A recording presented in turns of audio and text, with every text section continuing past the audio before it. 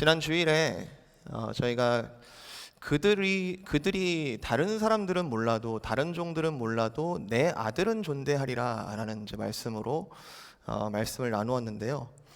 하나님의 아들께서 하나님의 집에, 하나님의 아버지의 집에 성전에 들어가셨는데 그게 너무 당연한 일인데 온 세상이 그 아들을 하나님의 아들로서, 왕의 아들로서 그 권위를 인정해야 될 텐데, 호산나 찬양하고 호산나 예수님을 이제 환영했던 인파와는 다르게 예수님께서는 성전에서 여러 종교자들 주위에 둘러싸이셔서 스스로 이제 당신이 누구이신지를 이제 증명을 하고 입증을 하셔야 되는 그런 이야기들이 마태복음에 계속 이어집니다.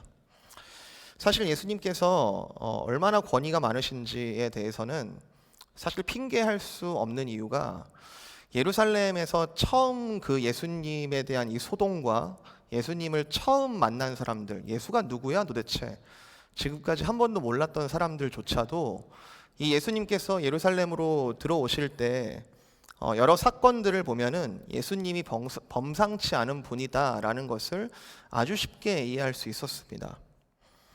예수님은 맞은편 마을에 나귀가 매어 있는 것을 어떻게 가보지도 않고 아셨을 것이며, 그리고 그 나귀를 이렇게 너희가 풀어서 와라 라고 하시는 부분이 사실 제자들에게 거의 도둑질을 시키는 것과 거의 비슷한 상황이었는데, 그 나귀의 주인이 예수님의 말씀에 순종을 하는, 그 권위에 순종을 하는 그런 모습을 보았습니다.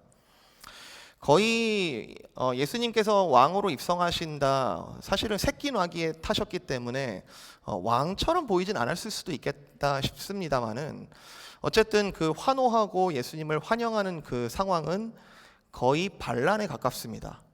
거의 굉장히 위험한 상황들을 연출하고 있는 상황이셨고요. 그리고 예수님께서 예루살렘에 들어오셔서 가장 먼저 한 일은 이제 성전을 청소하시는 일. 그가 누구이기에 종교 지도자들도 함부로 어떻게 할 수 없는 그 성전에, 지극히 거룩한 장소에 들어오셔서 예수님은 마치 자기 집인 양 그 성전을 청소를 하셨습니다. 오가시는 길에 한 무화과 나무를 보시고 너에게 영원토록 열매가 없으리라 라는 한마디에 나무가 말랐습니다. 하나님께서 창세기에 빛이 있으라 하시니 빛이 있었다라는 기사와 비슷하게 열매가 없으리라 하시니 열매가 없어졌습니다. 이 모든 상황은 예수님이 그저 특별한 인간, 그저 그 당시에 주목을 받았던 한 특별한 사람이 아니라 그에게 권세가 있다, 그에게 하나님의 아들의 권세가 있다라는 것을 그 당시 예수님을 만났던, 들었던 모든 사람들로 하여금 고민하게 만들었고, 과연 그를 우리가 믿어야 될 것인가 말아야 될 것인가 라는 기로에 서게 만들었습니다. 바리새인들과 종교 지도자들이 예수님께 대항을 했다라는 것은 그냥 특별하게 예수님이 싫어서라기보다는 믿음이 없는 자가 보여주는 필연적인 행동이었습니다. 그가 높아지든지 아니면 내가 높아지든지 둘 중 하나인 것이죠. 여러 상황들이 계속 이어지는데, 이제 오늘 우리가 읽은 본문은 그에게 어떤 권위가 있는가, 그에게 어떤 어토리티, 어떤 파워가 있는가라는 이 여러 디스커션의 제일 마지막에 예수님께서 던지신 말씀인데요. 예수님께서 물으시죠. 너희는 그리스도에 대하여 어떻게 생각하느냐? 너희는 그리스도에 대해서 어떻게 생각하느냐? 여기에는 정답이 있습니다. 정답은 어떤 정답이냐 하면 다윗의 자손입니다. 바리새인들이 정확하게 알고 있었어요. 너희는 그리스도를 누구라 생각하느냐? 다윗의 자손입니다.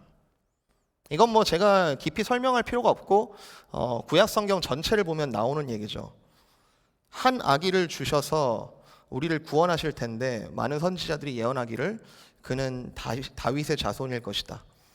이것은 실제 혈통적인 의미도 있을 것이고 신학적인 의미도 담겨져 있을 것입니다. 그래서 마태복음 제일 처음에 마태는 이렇게 기록하죠. 예수님은 아브라함의 자손, 아브라함과 다윗의 자손, 예수 그리스도의 계보다 하면서 그분은 다윗의 자손인 것을 분명하게 지적을 했습니다. 문제는 여기서 문제가 이제 발생하는데 바리새인들이 정답을 말했거든요.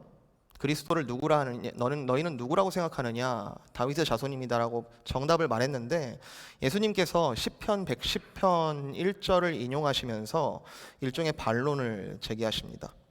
우리가 읽은 구절이에요. 44절.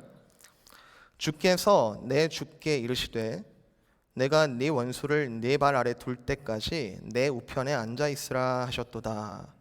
이게 시편 110편 1절 말씀인데요. 시편 110편을 여러분 찾아보시면은 거의 똑같은데 제일 첫 단어가 다르게 써 있습니다. 마태복음에서는 주께서 내 주께 이르셨다 이렇게 써 있지만 시편 110편에는 여호와께서 내 주께라고 쓰여져 있습니다. 여호와 하나님께서 우리가 유일하게 우리의 주인, 만물의 창조자, 이 땅의 통치자라고 믿는 여호와 하나님께서 이것은 다윗이 쓴 시인데 나의 주께 이렇게 말씀하셨다. 자, 그러면 이 두 번째 주, 이 두 번째 나오는 이 주께라는 이 주가 누구겠느냐? 당시 바리새인들이 이 두 번째 나오는 이 주께라는 이 주 누구인지에 대해서 어떻게 해석하고 있었을지는 전 잘 모르겠습니다. 주께서 나의 주께 이 주를 누구라고 해석하고 있었는지 잘 모르겠어요. 그런데 예수님께서는 45절에 다윗이 그리스도를 주라고 말했다. 즉 두 번째 주라는 분은 그리스도다. 분명하게 얘기하시죠? 여러분 잘 따라오고 계시죠? 지금 주님께서 분명히 얘기하시는 겁니다. 다윗이 그리스도를 그 두 번째 나오는 주라고 말하였다. 그리고 나서 이제 논리적인 이야기입니다. 자, 한번 생각해 보자. 이 시편 110편을 쓴 다윗이 그리스도를 주님이라고 불렀지 않냐? 그렇다면 그 주님이신 그리스도가 어떻게 다윗의 자손이 되겠느냐? 어떻게 다윗 아래에 있겠느냐? 예수님은 당시 아무도 하지 못하는 해석을 지금 보이시는 겁니다. 예수님께서는 아무도 그 당시에 이 시편 110편 1편을 가지고 그 두 번째 나오는 나의 주, 다윗이 나의 주라고 불렀던 분이 그리스도, 그것까지는 해석할 수 있으나 그렇다면 그 주가 어떻게 다윗의 자손이 되겠느냐? 그러면서 이야기하시는 것이 그 두 번째 주가 그리스도인 것을 밝히신 것만이 아니라 내가 그 주다, 내가 그 그리스도다라고 하는 주장을 지금 하고 계시는 거죠. 그리고 다윗이 기록할 때 이거는 즉각 뭘 의미하냐면 다윗이 시편 110편을 쓸 때에 나 그리스도가 존재하고 있었다. 다윗이 어떤 의미로 그렇게 쓰고 있는지 내가 그때 같이 있었고 다윗은 나를 보았고 내가 그 그리스도다.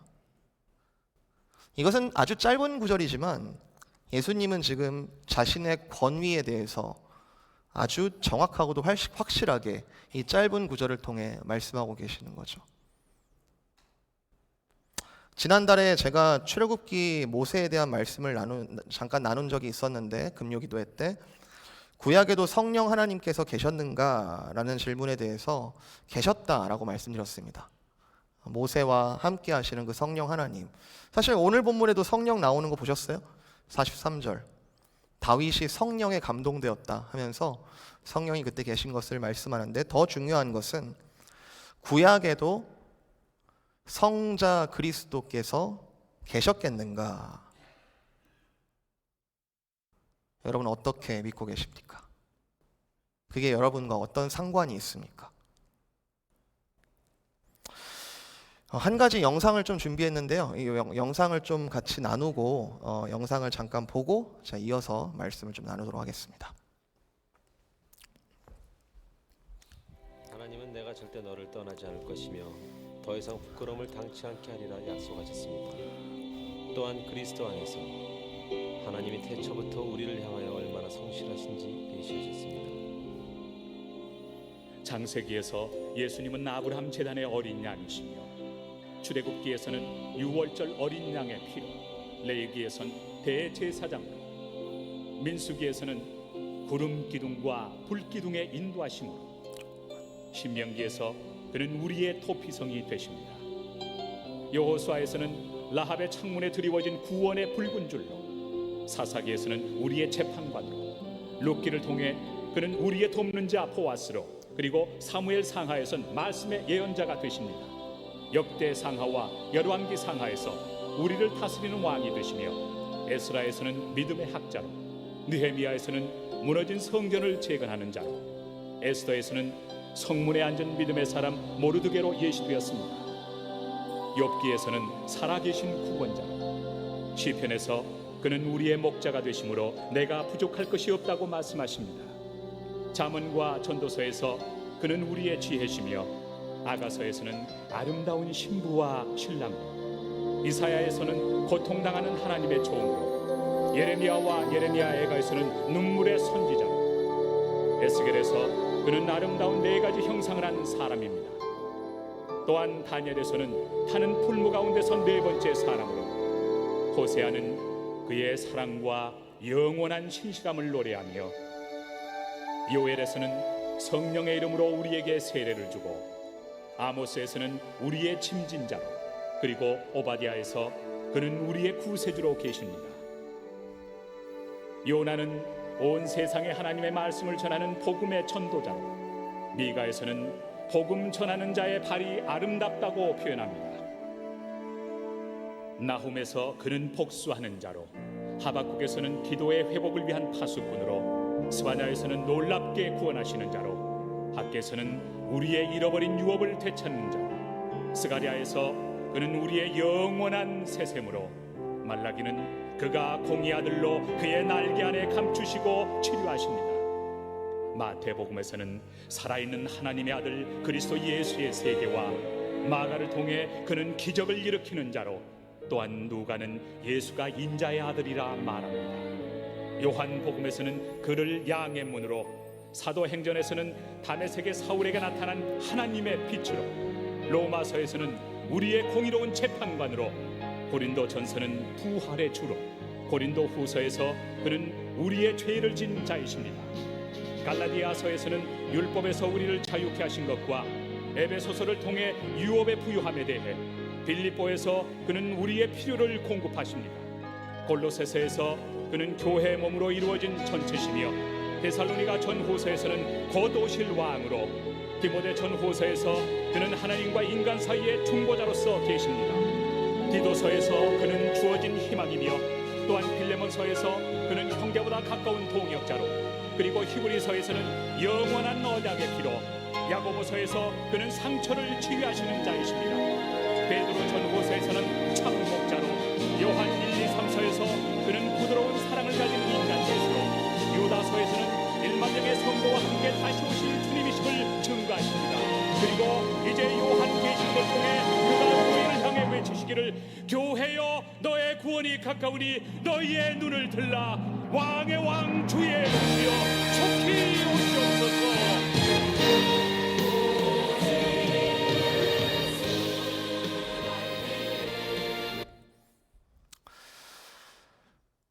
여러분, 다시 한번 질문합니다.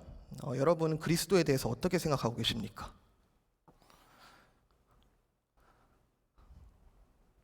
여러분, 그리스도에 대해서 어떻게 생각하고 계십니까?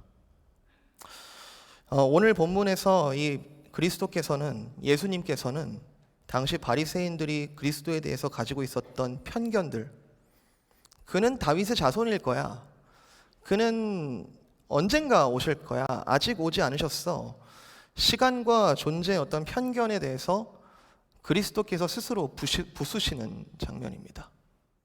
내가 과연 그러한 자냐? 내가 너희에게 과연 그러한 자냐?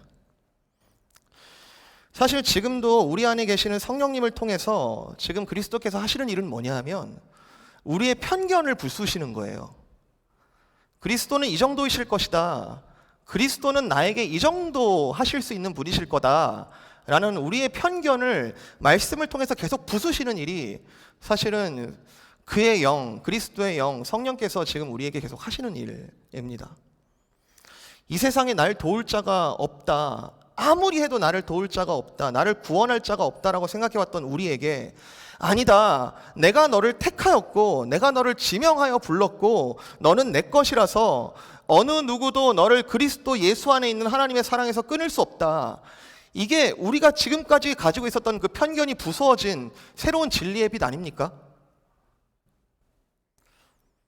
이게 이제는 실제하는 현실로 우리가 믿어지는 거 아닙니까? 그래서 우리가 죄된 과거가 있지만, 지금도 생각하면 부끄러운 그런 죄된 과거가 있지만 십자가에 이미 묻었고, 설령 지금부터라도 죽음이 우리를 위협하였다 하더라도 우리는 계속해서 영생을 소망하고 있고, 왜냐하면 계시록에 그렇게 말하고 있기 때문에, 아멘 주 예수여 다시 오시옵소서, 그가 다시 오실 것을 나는 분명히 믿기 때문에, 그런 믿음 안에서 오늘 우리가 염려하지 않고, 우리는 염려보다는 먼저 그의 나라와 그의 의를 마음껏 구하면서 마음껏 우리를 사랑할 수 있게 된 거 아닙니까? 우리는 놀랍게도 말씀을 통해 그리스도를 만났고, 그리고 그 그리스도께서 계속해서 우리에게 말씀으로 말씀하고 계시는 거죠. 나는 이런 자다.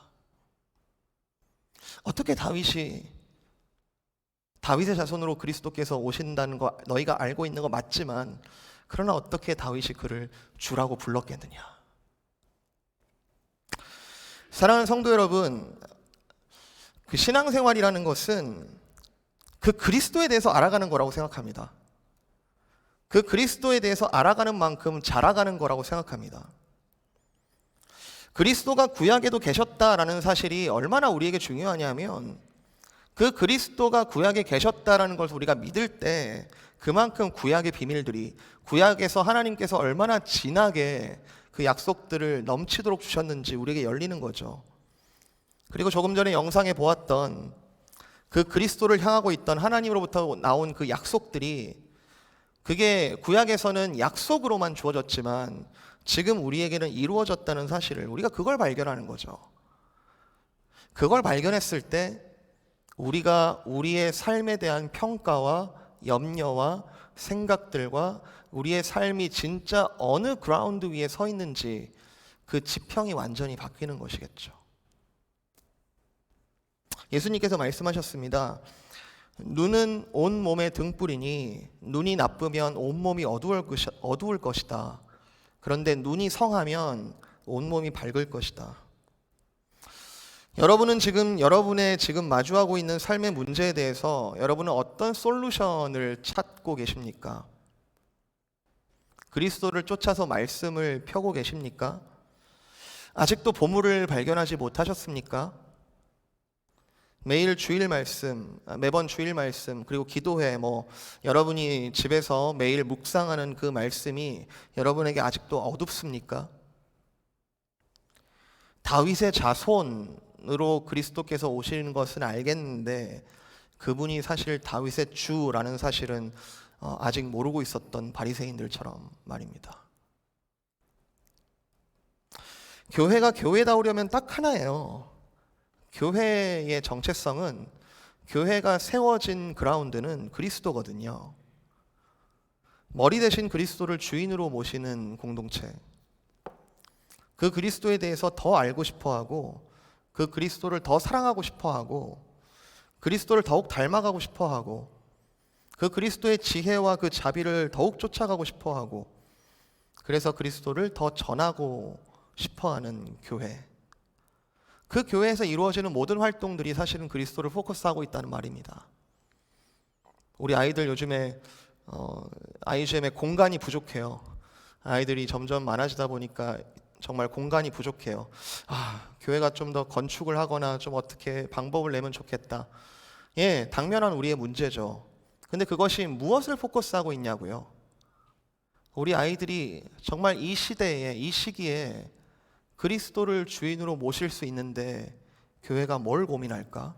무엇을 할 수 있을까? 우리의 사랑방, 양육부서, 기도 모임, 친교, 파킹랏, 재정, 임직, 이 모든 것들이 무엇을 포커스하고 있는가? 이 교회의 주인이 누구이신가? 계시록 2장에 3장에 7교회가 나오지 않습니까? 그 7교회를 평가하시는 분은 예수 그리스도시고요. 장차 교회뿐만 아니라 우리는 그리스도 심판대 앞에 설 것입니다. 그분은 어제도 계셨고 오늘도 계시고 장차 오실 분이다. 계시록 1장 8절, 주 하나님이 이르시되 나는 알파와 오메가라, 이제도 있었고 전에도 있었고 장차 올 자요 전능한 자라 하시더라. 일반적으로 우리가 여러 개의 일을 하려면 여러 개의 지식이 필요합니다만 그리스도의 비밀은 여기에 있습니다. 하나로부터 여럿이 나옵니다. 기독교는 신흥 종교가 아니고, 기독교는 다른 어떤 종교와 같은 선상에서 비교할 수 있는 종교가 아니고, 그분이 진리라는 것을 믿는 종교입니다. 그분으로부터 모든 것이 나오는 거죠. 또한 우리의 삶의 여러 가지 정황 또한 한 분 그리스도에게 달려 있습니다. 하나님의 본체는 우리가 절대로 닿을 수 없는 분이지만 그리스도를 통하여 우리는 아버지를 알게 되고 거룩한 영이 우리와 동행하시게 되었다는 사실. 다시 한번 묻습니다. 너희는 그리스도에 대하여 어떻게 생각하느냐? 어떻게 생각하긴요? 신약과 구약 속에 어제도 오늘도 장차 오실 영원히 계시는 그리스도시요 살아계신 하나님의 아들, 나의 주님, 우리가 믿어야 하지 않겠습니까? 여러분, 베드로 무시하지 마세요. 베드로 엄청난 고백을 한 사람입니다. 너희는 나를 누구로 하느냐? 주님은 그리스도시요 살아계신 하나님의 아들이십니다. 이 주님을 더욱 사랑하는 만큼 우리의 삶은 우리가 걱정하는 것보다 우리는 점점 더 파묻혀가는 것처럼 보이지만 별과 같이 빛날 것이다. 마태복음에 예수님께서 하신 말씀입니다. 13장 43절. 그때의 의인들은 자기 아버지 나라에서 해와 같이 빛나리라. 귀 있는 자는 들을지어다. 별과 같이도 아니에요. 해와 같이. 그와 함께 그를 쫓아 그와 함께 동행하는 자에게 해와 같이 빛나리라. 여러분, 믿어지십니까? 우리의 편견에 의해 생각하는 것이 아니라 말씀 그대로를 믿기를 원합니다. 아멘. 너희는 그리스도를 누구라 생각하느냐? 여러분, 이 사실을 오늘 여러분 함께 기도하는 가운데 여러분의 입술로 고백하며 우리의 어두운 눈이 그리스도를 통하여 밝아지는 그 사모함으로 오늘 이 시간 기도로 나아갔으면 좋겠습니다. 함께 기도합니다.